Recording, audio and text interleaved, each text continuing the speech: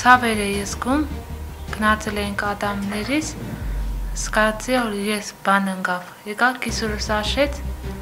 տեսա, որ Շուշա է գալիս, 2 շաբաթ հանեցինք, ասեցինք կվերջանա, ինը չի վերջանում, անընդհատ գալիս է, ու ես ինձ աշկիս բոլորը շատ ցավում է։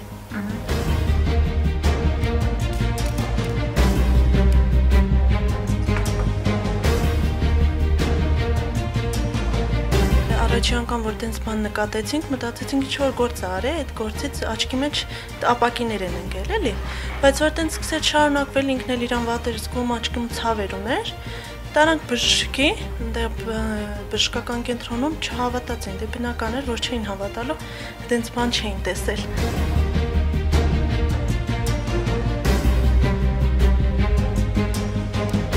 Մենք հնարավորություն ոչ մի բան չունենք ծավալ,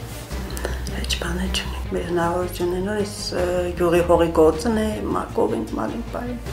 միշտ հնարավորություն մեզի չկա, 75 տարեկան մարդ է, ես ձեր